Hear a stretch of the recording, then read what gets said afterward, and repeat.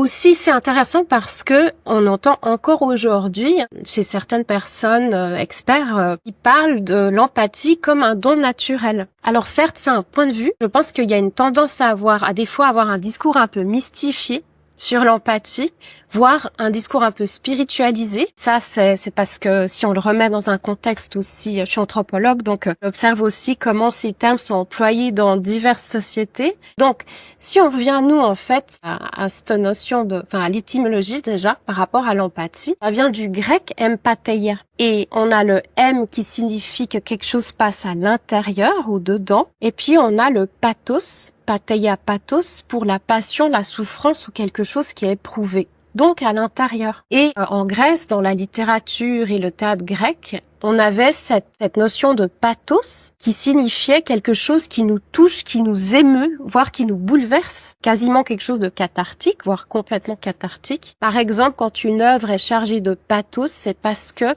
on arrive à s'identifier tellement à ce que vit le héros, la tragédie, que on ne fait qu'un avec, quasiment.